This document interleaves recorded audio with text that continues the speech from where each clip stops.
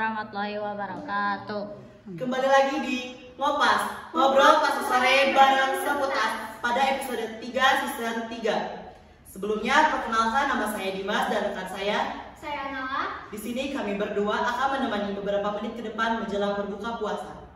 Di episode kita kali ini kita akan membawakan tema yaitu Organisasi sebagai wadah pembangun potensi. Nah, kami di sini tidak berdoa saja, kami mendatangkan bintang tamu yang sangat spesial dan sangat luar biasa. Mari kita sambut bintang tamu spesial kita, Kang Wildan Aldiansyah. Alhamdulillah, baik. Gimana kabarnya? Alhamdulillah baik. Oke, makasih. Sebelumnya mau nanya nih, kan kemarin nih Wildan habis itu ya, pengumuman SNBP ya, gimana nih SNBP-nya? Mungkin ini juga sekaligus pengalaman juga, sekaligus yang sharing buat teman-teman tuh bahwa nggak semua kegagalan itu harus kita ambil dan harus kita benahi bahwasanya itu tuh adalah salah kita. Waktu kemarin, waktu saat tanggal 28 Maret 2023 ya tentunya waktu pengumuman SNBP itu teman-teman ramai nih di SW gitu ya pada istilahnya show up tentang dia keterima di salah satu PTN itu. Saya itu belum buka di sana tuh ya pada waktu pukul 3 itu. Nah setelah itu saya coba berani buka. Awalnya kayak wah ini gimana gitu. Soalnya kan ini juga terkait masa depan yang saya ingin gitu ya ingin kuliah di salah satu PTN yang saya butuhkan. Cuman waktu dibuka dan hasilnya mohon maaf Anda tidak lulus gitu. Cuman di sana saya namanya kecewa pasti ada ya, mungkin namanya juga enggak diterima gitu di salah satu PTN yang kita impikan. Cuman di sana saya berpikir gitu bahwa mungkin ini ada hikmahnya. Akhir-akhir ini kayak ngerasa lagi malas juga gitu. Mungkin itu teguran dari Tuhan bahwasanya aku harus lebih berusaha di UTBK nanti kayak gitu. Tapi cuman jangan jadikan kegagalan itu salah satu hal teman-teman buat insecure kayak gitu. Saya juga masih ada beberapa jalur. Iya, masih banyak pintu yang terbuka buat teman-teman di sana yang emang ngerasa mungkin belum saatnya keterima di SNBP kali ini kayak gitu. Ya. Oke, langsung aja ke pertanyaannya. Iya, boleh. Yang pertama, apa sih tujuan Kang Wildan untuk mengikuti OSIS di SMA 10 Tasikmalaya sehingga Kang Wildan bisa menjadi ketua OSIS di SMA 10 Tasikmalaya? Untuk tujuannya mungkin di SMP, pada saat SMP saya itu emang benar-benar orangnya nggak terlalu aktif di organisasi ya. Ketika saya memasuki SMA dan ketemu dengan Mr. Eri waktu itu ya, waktu saat pendaftaran, beliau tuh berkata kepada Bil, ada pembukaan LKS loh, nanti ada satu pembimbingan siswa. Kan biasanya LKS itu Oktober ya, dia rentan bulan Oktober. Nah di sana saya ditawarin. Cuman di sana tuh saya berpikir, gak mau, pengen fokus gitu buat kuliah. Cuman ketika saya dipikir-pikir kembali, ketika dia nanya kembali, coba ikutan, siapa tahu emang ini tuh adalah jalan ataupun salah satu wadah yang memang bisa membuat saya pribadi menunjukkan potensi saya. Nah, di kelas 10 saya ikutan lah di sana. Saya waktu di sana terbilang aktif ya, waktu aktif bertanya juga, bahwasanya emang pasti kayak ada rasa malu gitu ya buat bertanya di sana waktu LKS. Nah, cuman ketika saya mencoba, alhamdulillahnya ketika LKS saya jadi kandidat wakil ketua OSIS itu masih kelas 10. Kan jarang banget ya jadi misalnya kelas 10 itu bareng dengan teman saya Tareski namanya. Di sana mungkin saya belum rezekinya. Terus setelah itu majulah saya di OSIS ini sebagai anggota Sipil 5. Nah setelah itu, setelah berjalan, saya pengen kegagalan yang saya kelas 10 di wakil ketua OSIS ini bisa berhasil di kelas 11 di ketua OSIS. Saya berusaha, saya menunjukkan yang terbaik, saya berusaha untuk menunjukkan potensi yang saya miliki. Ketika di kelas 11, sesudah LKS saya dipilih itu jadi kandidat calon ketua OSIS. Nah di sana jujur senang, di sana itu kayak wah ternyata perjuangan terus juga potensi yang saya miliki itu nggak sia-sia. Di sana saya dicalonkan, orasi lah saya. Nah setelah itu nunggu pengumuman saya, pas nunggu pengumuman. Waktu pas pengumuman saya terpilih jadi ketua OSIS, di sana masih bangga kayak wah ternyata perjuangan selama ini nggak sia-sia. Tetapi itu awal tuh bukan sebuah akhir dari kesuksesan.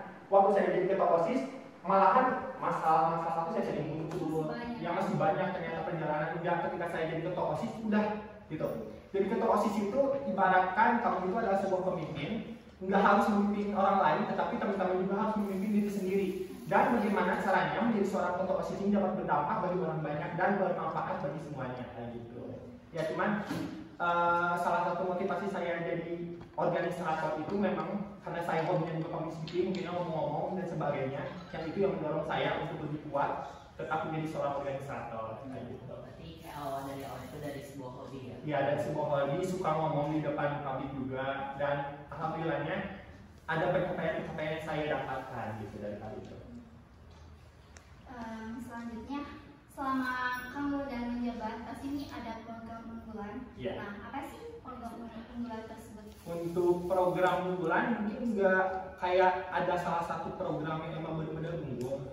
Sebenarnya programnya juga hampir sama sebenarnya setiap tahunnya dari tahun ke tahun. Cuman di keperiodean saya ini saya menekankan kepada teman-teman bahwasanya kalau misalnya teman-teman membuat sebuah program ataupun membuat sebuah inovasi, jangan tanggung-tanggung. Apapun yang teman-teman pikirkan, apapun itu inovatif ataupun kreativitas yang teman-teman miliki, ya udah tuangkan saja di program itu. Dan juga saya tipikalnya yang kayak nggak membatasi teman-teman buat berkreasi selagi itu memang sesuai dengan potensi yang kita miliki, kayak gitu. Tidak ada program yang secara signifikan saya unggulkan, cuman lebih ke menekankan kepada teman-teman gimana caranya jadi mengadakan sebuah program memang dapat bermanfaat bagi orang banyak, kayak gitu ya, dapat berinovatif, dapat berkreativitas sesuai dengan yang visi misi yang akan kita tuju ke depannya, kayak gitu. Jadi kalau punya pendapat ya kemukakan aja. Ya kemukakan aja, itu juga kan bakalan berimpact juga ya bagi orang banyak di program yang kita adakan seperti itu. Kayak gitu. Pasti kan ya dari program-program tersebut tuh pasti bakal muncul banyak kendala juga. Nah, Betul. apa sih kendala selama melaksanakan program tersebut? Jika ada, apa kendalanya? Kendala, kalau masalah kendala mungkin banyak ya sebenarnya, nggak bisa disebutin satu-satu, cuman lebih gimana ya, saya pribadi itu menekankan kepada teman-teman jangan terpatok ke masalah tersebut. Jadi gimana caranya ketika teman-teman menghadapi sebuah masalah di organisasi ataupun dalam menjalankan sebuah program, cari solusinya bareng-bareng, jangan terpatok ke masalah tersebut. Dan kalau misalnya kita selalu berpatok kepada masalah tersebut, maka dari itu kita gak akan menjalani hal tersebut gitu. Kalau misalnya emang kita berpatok ke masalah tanpa adanya solusi. Jadi yang selalu saya tekankan itu bukan hanya dari sebuah kesalahannya, tetapi progres kita. Terus juga gimana caranya kita dapat memberikan kebermanfaatan bagi orang banyak gitu.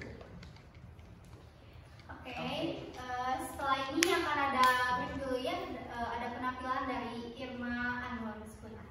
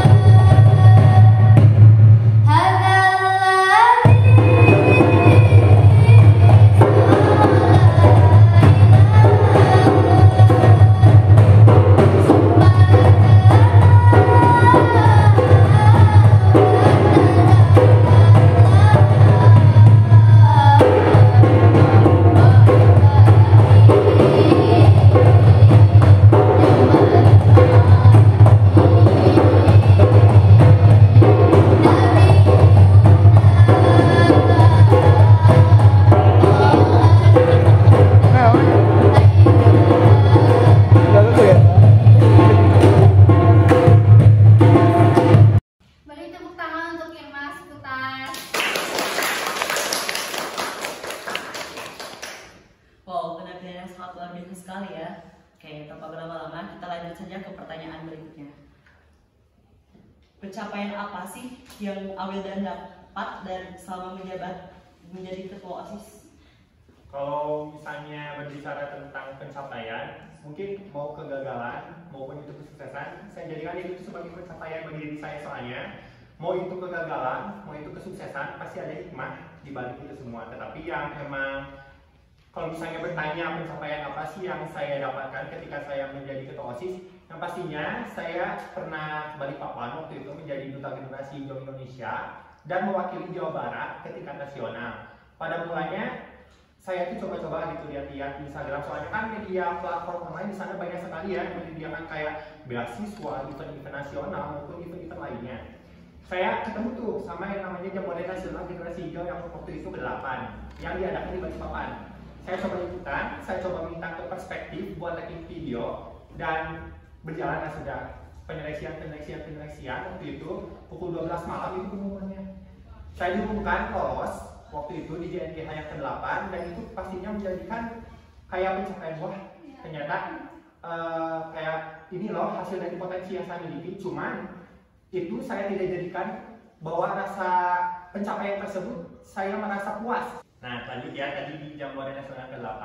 Nah saya dinyatakan lulus di sana dan kelulusan itu saya tidak jadikan sebagai rasa puas bagi diri saya, tetapi gimana caranya saya harus bisa lebih menghasilkan prestasi dari prestasi saya sebelumnya. Dan setelah itu berjalanlah saya ke Balikpapan dipanggil tuh. Dan ada teman-teman dari Jawa Barat itu 7 orang dari Jawa Barat mewakili ke Balikpapan, dan itu benar-benar pengalaman yang nggak bisa saya dapatkan di pengalaman-pengalaman yang lainnya, karena kita di sana tuh belajar gimana caranya kita harus peduli terhadap lingkungan, terus juga gimana caranya kita harus bisa berpenampilan ataupun show up di hadapan teman-teman yang lainnya. Waktu itu saya menjadi finalis top 10 Duta Generasi Hijau Indonesia di Balikpapan, dan saya speech langsung atau berdialog langsung bersama Bapak Gubernur di Balikpapan. Nah itu pencapaian yang saya rasakan. Cuman semuanya juga, maupun itu kegagalan maupun itu kelebihan yang saya miliki, saya jadikan itu sebagai pencapaian yang sangat berarti bagi hidup saya, karena tanpa kegagalan tentunya saya tidak akan bisa mencapai di titik saat ini. Oh, jadi intinya kalau misalnya kita punya pencapaian pun kita nggak boleh Jangan cepat juga boleh puas. cepat puas, ya, karena kalau misalnya kita cepat puas nanti jatuhnya jumawa dan kita gak mau mengupgrade diri kita sendiri kayak gitu. Oke, pasti ya dari segala pencapaian yang Awildan telah capai, pasti nih ada prosesnya nih. Bagaimana sih proses dari perjalanan Awildan untuk bisa mencapai segala pencapaian tersebut? Kalau misalnya berbicara tentang proses, pasti gimana ya, sedih juga gitu ya, mengingat itu saya dari awalnya yang bukan siapa-siapa, saya dari awalnya bukan apa-apa, menjadi setidaknya dapat bermanfaat bagi orang lain gitu. Tentunya itu proses yang gak mudah bagi diri saya pribadi, karena banyak masalah, banyak rintangan yang saya lewati dengan begitu tegangnya gitu. Mungkin awal-awal saya ngerasa kayak kenapa sih cobaan itu kayak berat banget, apalagi kan di organisasi mungkin ada masalah dengan internal ataupun masalah dengan pihak sekolah dan sebagainya. Pasti ada posisi di mana saya itu merasa down, kayak ngerasa bahwa siapa lagi kalau misalnya yang bukan care ataupun yang bukan peduli terhadap diri sendiri, kalau misalnya bukan diri kita sendiri lagi. Nah maka dari itu mencoba berdamai dengan diri sendiri, mencoba cari solusinya, cari jalan keluarnya, dan alhamdulillahnya berkat ketegaran yang saya miliki, saya bisa melewati itu semua kayak gitu. Walaupun memang sekali dua kali merasa susah, merasa sulit, tapi kita bisa karena kita terbiasa kayak gitu. Dari segala pencapaian yang telah Kang Wildan capai, pasti ini ada motivator dan juga motivasi yang membuat Kang Wildan bisa mencapai segala tujuan dan goals yang telah Kang Wildan. Ya, kalau misalnya berbicara tentang motivasi atau motivator utama bagi diri saya tentunya orang tua, karena banyak sekali kegagalan-kegagalan yang saya tuh suka ngeluh ke orang tua, mah ini gimana sih kok saya ngerasa kayak hidup tuh gagal terus ataupun tidak sesuai dengan apa yang kita rencanakan. Tetapi ketika kita berada di titik terendah pun, ketika kita berada di mana diri kita itu gagal, orang tua tuh selalu yang mensupport kita. Orang tua ini yang support system, orang tua yang selalu mendukung kita, mau baik mau buruk anaknya, pasti orang tua yang selalu mendukung. Dan pernah waktu kemarin kan SNBP yang pengumuman, itu saya kayak ngerasa kecewa karena disaksikan juga sama orang tua, gimana katanya itu hasilnya SNBP, mas saya gagal terus kata orang tua, gak apa-apa katanya itu masih banyak pintu di sana yang terbuka buat kamu, nggak harus kuliah juga gak apa-apa, dan kuliah itu bukan segalanya untuk mencapai mimpi kamu, katanya kayak gitu. Kalau kegagalan itu, jadikan kegagalan itu sebagai evaluasi bahwasanya kamu Wildan katanya itu harus lebih menunjukkan potensi, harus lebih berusaha lagi nanti di SNBP kayak gitu. Motivator terbesar pasti di orang tua sih menurut saya. Selanjutnya adakah rencana kedepannya yang Kang Wildan buat untuk bisa mengembangkan potensi yang Kang Wildan miliki? Kalau misalnya rencana kedepannya nggak ada rencana yang signifikan karena saya itu tipikal orang yang easy going, jadi nggak terfokus saya harus apa di masa depan dan nggak terfokus apa yang dari masa lalu, tetapi saya selalu fokus apa yang sedang saya lakukan sekarang, gimana caranya saya melakukan sekarang ini harus bisa berdampak, harus bisa bermanfaat bagi orang banyak lain gitu. Itu sih jawaban yang sangat simpel mungkin ya, easy going kuncinya. Kayak jalan aja. Iya, jalani aja mungkin. Walaupun rintangan, walaupun naik turunnya, logaritma kehidupan itu pasti ada, cuman jalani aja, kayak easy going aja. Oke, ada pasti motivasi dari Kang Wildan untuk adik kelasnya ataupun teman-temannya supaya bisa mengikuti jejak ataupun pencapaian ataupun mencapai segala tujuan yang telah mereka buat. Oke, mungkin gimana caranya buat teman-teman di sana, teman-teman di rumah yang nonton episode kali ini, mungkin ya episode 3 ya, season 3. Buat teman-teman yang ngerasa mungkin sekarang lagi gagal, terutama kelas 12 yang gagal di SNBP, gak apa-apa sekali 2 kali, ataupun memang teman-teman merasa kecewa dengan diri teman-teman, merasa gagal dengan diri teman-teman, gak apa-apa, itu wajar. Tetapi gimana caranya teman-teman jangan sampai kegagalan tersebut membuat teman-teman itu menjadi seorang insecurity ataupun nggak percaya diri dengan potensi yang teman-teman miliki. Percayalah, Tuhan memberikan potensi kepada teman-teman, memberikan kelebihan ke teman-teman itu sudah ada porsinya masing-masing. Mungkin si A ini emang jalannya itu kuliah, tetapi Tuhan itu punya rencana yang lebih baik buat diri kita. Kita jangan mematokkan diri kita ke orang lain. Jangan selalu melihat diri kita ke atas. Memang baik mungkinnya untuk mengukur potensi sejauh mana kita sudah berprogres, tetapi jangan sampai apa yang selalu kita lihat di atas itu menjadikan diri kita itu tuh bahan insecurity buat kita. Kayak gitu. Juga teman-teman mungkin di sini kalau misalnya teman-teman ingin berusaha, jangan takut dengan yang namanya kegagalan, karena kegagalan itu biasa dalam sebuah progres. Tanpa adanya kegagalan, gak akan teman-teman mencapai sebuah kesuksesan. Kegagalan tersebutlah yang mengajarkan teman-teman gimana caranya teman-teman dapat berprogres, dapat mencapai mimpi yang teman-teman dapatkan. Kayak gitu. Oh, berarti dari kegagalan pun kita bisa belajar bahwa kita tuh bisa mencapai itu dengan kayak kegagalan itu jadi lebih semangat. Ya, jadi lebih semangat, jadikan kegagalan itu patokan teman-teman harus lebih bersemangat di kemudian hari kayak gitu. Ya, karena sukses juga pasti ada prosesnya. Ada prosesnya juga, potensi teman-teman juga gak bisa disamaratakan sama orang lain. Jangan terlalu melihat ke atas kayak gitu. Selanjutnya bakal ada pertanyaan dari audiens. Silakan.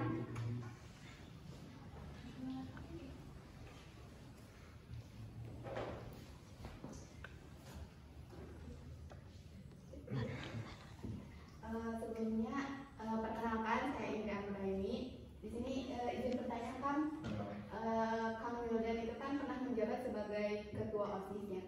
Pastinya dalam suatu organisasi itu banyak banget rintangan dan hambatan yang terjadi silih berganti. Nah, entah itu dalam segi manajemen ataupun keanggotaan. Nah, kira-kira pernah gak sih ketika Kang Wildan menjabat sebagai ketua OSIS mengalami hambatan dalam segi keanggotaan yang pastinya itu cukup menghambat dalam menjalankan organisasi. Nah, kira-kira cara apa sih yang Kang Wildan lakukan ketika menghadapi masalah seperti itu? Ya.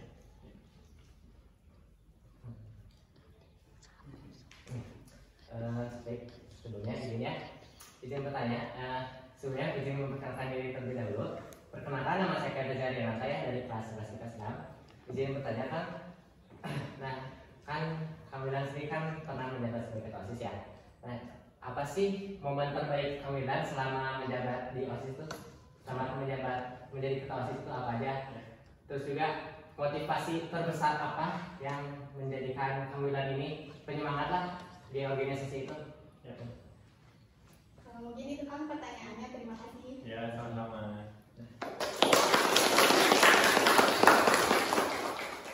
Mungkin saya langsung jawab dari pertanyaannya yang dari Teh Indri ya, terkait pengalaman ataupun rintangan-rintangan yang selalu sering berganti dalam saya menjadi nahkoda di sebuah organisasi ataupun dalam saya memimpin organisasi tersebut.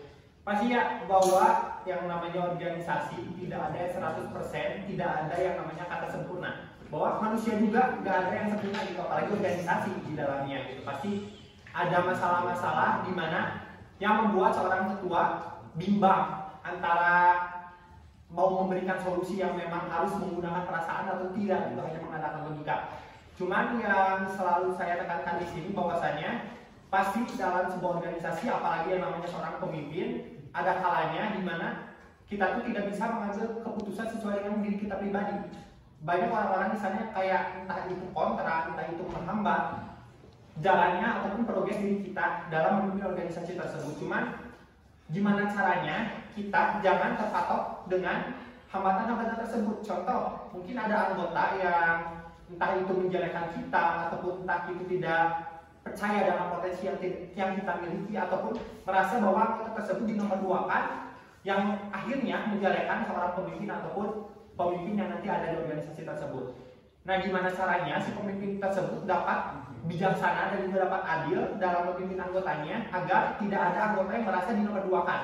Juga mungkin di sini juga bukan hanya kesalahan dia dari seorang pemimpinnya, di sini tidak ada yang salah, dua-duanya juga mungkin kalau misalnya dipecahkan dengan kepala yang dingin, dengan menurunkan ego dari kedua belah pihak, itu pasti ada namanya sebuah penyelesaian. Percayalah kalau misalnya kita diharapkan organisasi ada masalah, pasti ada penyelesaiannya.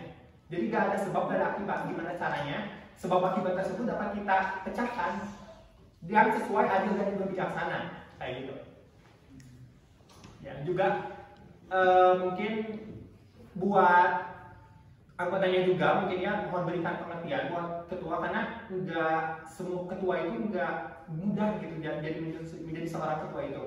Di sini juga harus bisa saling mengerti lah istilahnya, anggota ngerti ketua juga harus mengerti anggota gimana pun situasi dan kondisinya, karena di organisasi ini kita bukan mementingkan ego. Gimana caranya di organisasi ini kita dapat satu tujuan, dapat satu visi dan misi agar tujuan kita dapat terlaksana nanti ke depannya, kayak gitu. Selalu bersama juga selalu positif thinking, jangan terlalu hiraukan apa perkataan orang lain, karena yang membuat diri kita sukses itu bukan orang lain tapi diri kita sendiri, tapi percaya diri kita sendiri, kayak gitu. Selanjutnya tadi ada Pertanyaan dari Kenat ya, dari Kang Kenat. Mungkin terkait motivasi terbesar saya tadi sudah saya sebutkan bahwasanya motivasi saya selama di organisasi ini pastinya orang tua.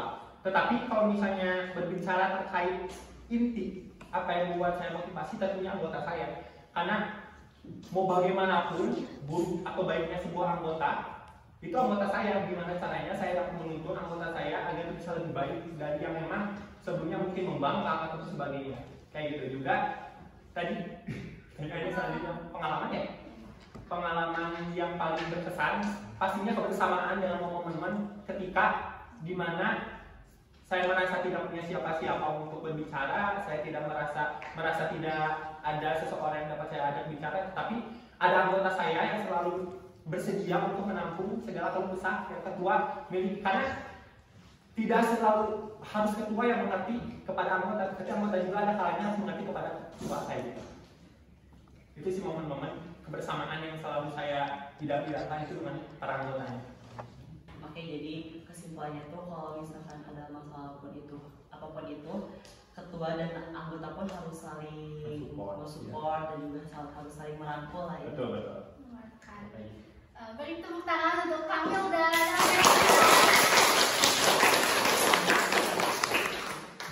Halo adik-adik SMP yang sebentar lagi lulus, apakah kalian sudah memikirkan mau lanjut kemana? SMA atau SMK? Nah, buat adik-adik semua, gak perlu pusing ataupun bingung mau lanjut kemana. Kakak punya rekomendasi nih, salah satu sekolah yang bisa membuat adik-adik semua bisa berkembang di sekolah tersebut, yaitu SMA Negeri 10 Tasikmalaya. Nah, SMA 10 Tasikmalaya menyediakan program vokasi loh. Nah, apa Apa aja tuh pengaruh vokasi? Yang pertama ada menjahit, tata boga, dan otomotif. Maka dari itu, come on join with us. Pas kali ini ada apresiasi dari OSIS SMA Negeri 10 Tasikmalaya yang akan diserahkan oleh Teh Indri. Kepada Teh Indri dipersilakan.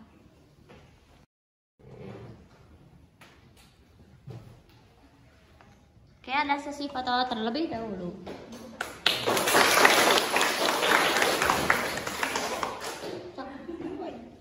Tiga. Oke, terima kasih ya kepada semua yang telah menyaksikan acara Ngupas kali ini. Dan juga jangan lupa like, comment, and subscribe. Terima kasih.